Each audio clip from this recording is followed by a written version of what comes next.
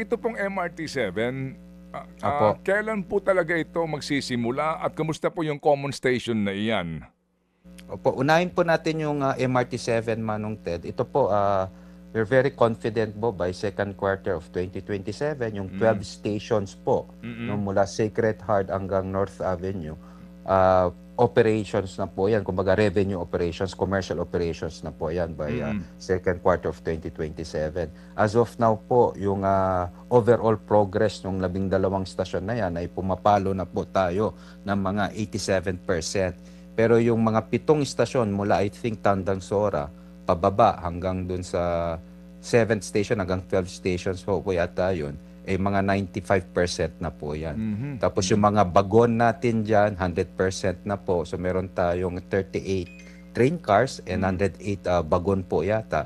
Pati yung AFCS po yan, 100% na po yan. So talaga pong makakaasa po tayo, no? The latest is sa second quarter of 2027 at masasakyan na po yan ng mga ating mga pasahero itong MRT-7 natin. Pagdating naman po sa common station natin, Manong Ted, kung maalala nyo po, last year po ay tinerminate natin yung kontrata ng BF Corporation kasi talaga pong na-delay na rin sila sa proyekto.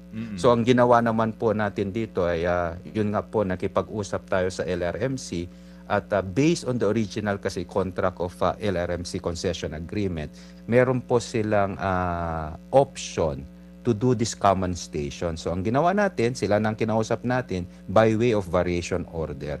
So since it is a variation order, kailangan natin bumalik sa ating ICC.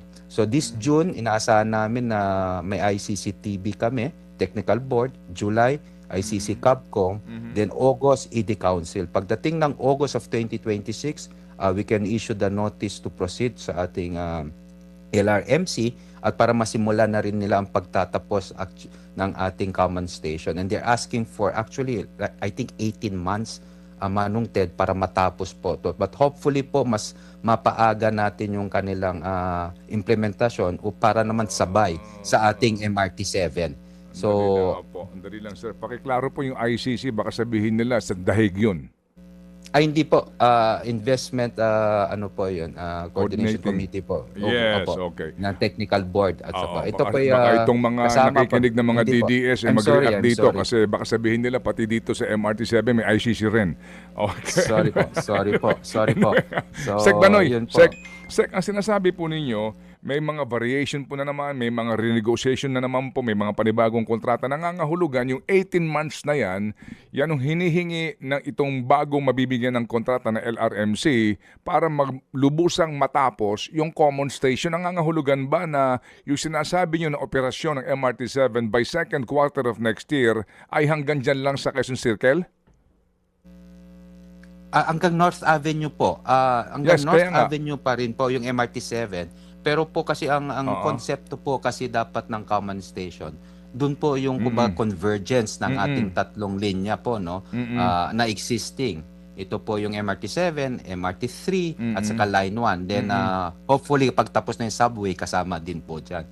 So ang mangyayari po ngayon, pag once operated na yung operational na po yung ating MRT-7 hanggang North Avenue, at kung gusto niya pong tatawid sana po sa ating sinasabing MRT-3 at LRT-1, yung trend po hindi lang po makakapasok, no, kasi yung inaayos pa yung common station natin. Pero pwede naman siya po na I think dadaan siya sa may Trinoma para lang makapunta sa MRT-3 or LRT-1. So sinusubukan pa rin namin po with the LRMC po, no, na sana masabay natin ng 2027 just in time also the operation of MRT-7, okay. pero based on the implementation period po kasi nila, parang matatapos po ng first quarter of 2028 yung 18 months if we compute it once they have the NTP by August of 2026. Mga kapatid, patuloy po kayong tumutok sa 105.9 True FM para sa totoong balita, informasyon, music and entertainment. Mag-subscribe sa aming YouTube channel at podcast at sundan nyo kami sa Facebook, Instagram, X at TikTok sa True Network PH. Bisitahin din po ang aming official website, truefm.ph. At panoorin din kami sa True TV Signal, Channel 19. Kami po ang 105.9 True FM. Laging true sa'yo, kapatid. Ito tayo sa totoo. Matapad.